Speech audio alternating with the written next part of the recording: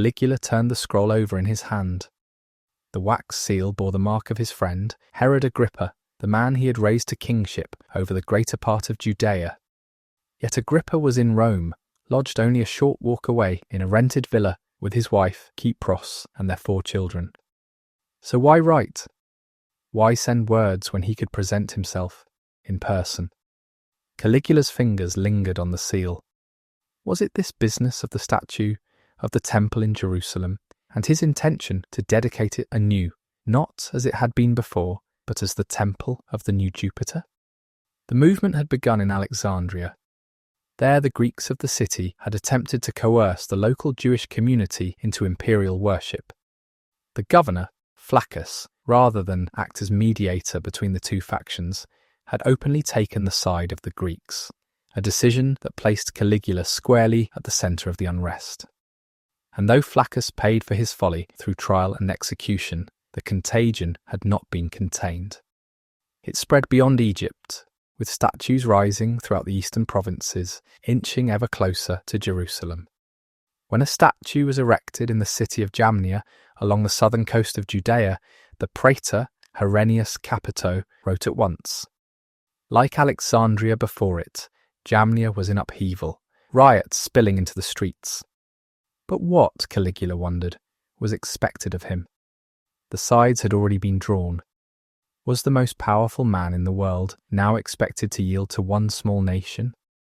Should he bend to the Jews when every other nation within Rome's vast empire made room for the imperial cult? No. Uniformity in the empire's religious observance was paramount. And so Caligula had written to Publius Petronius, proconsul of Syria, whose authority eclipsed that of any procurator in Judea. Petronius was ordered to fashion a statue, one that would be placed within the temple at Jerusalem itself. Petronius replied that preparations were underway. Artisans had been dispatched to search for the finest and most unblemished stone from which the emperor's likeness might be carved. At the same time, Petronius summoned the highest magistrates, priests, and leaders of the Jewish people, announcing to them the commands of Gaius, and urging them to consider carefully the dangers that now stood before them. But the news could not be contained. From across Judea, multitudes poured into Phoenicia, confronting Petronius in person, swearing they would surrender everything, even their lives, before allowing any statue to be brought into the temple. Their constant pleading and petitioning tested the very limits of imperial patience. Then came another report from Petronius, one that angered Caligula.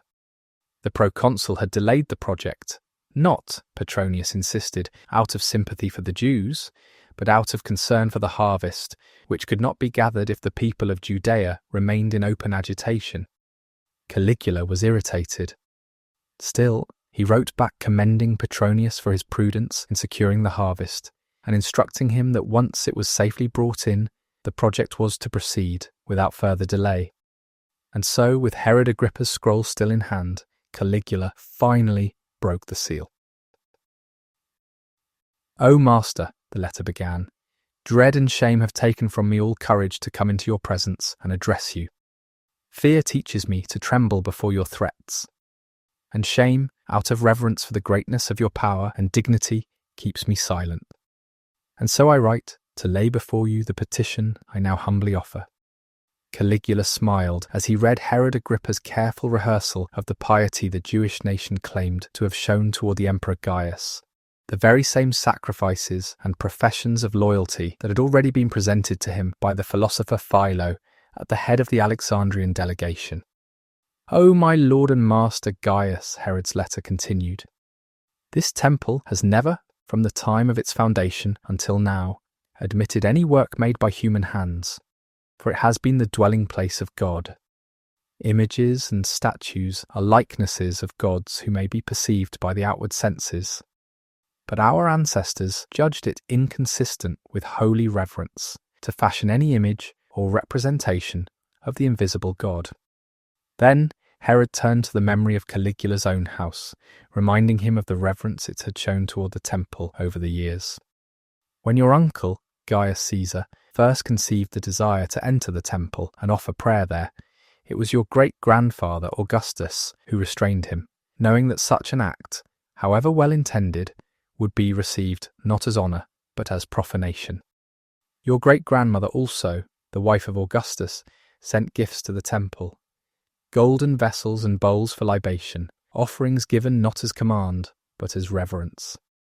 And when your grandfather, Marcus Agrippa, came to Jerusalem, the letter continued, and beheld the temple, the vestments of the priests, and the devotion and holiness of the people, he could speak of nothing else to his companions but the magnificence of the sanctuary and all that belonged to it. Then the letter shifted to Pontius Pilatus, reminding Caligula of the reaction of the people of Judea when Pilatus had placed golden shields bearing the image of Tiberius inside the city of Jerusalem, installing them within the palace of Herod, and removing them only after the outrage had reached the ears of Tiberius, who ordered Pilatus to take them away at once. Caligula lowered the letter. He had forgotten Pontius Pilatus, the man summoned to Rome to answer to Tiberius for his actions in Judea, only to slip from memory amid the chaos that followed the old emperor's death and Caligula's own near-fatal illness. With a sigh, Caligula continued to read.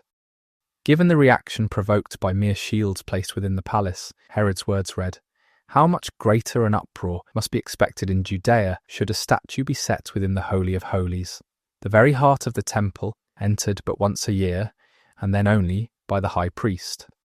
How many deaths, then, do you suppose such a people would not willingly endure? For they have been taught from childhood to hold it in the highest holy reverence. I believe, truly, that they would sooner destroy their households with their own hands, their wives and children first and themselves last, amid the ruins of their homes. And Tiberius understood this well. Then at last Herod came to his plea. Do not then, O master, after having loaded me with abundance beyond measure, deprive me of what is truly necessary. Do not, after raising me into the brightest light, cast me down again from that height into the deepest darkness. I will surrender everything. I count all things as worthless beside this one necessity, that the ancient customs and laws of my nation remain unviolated.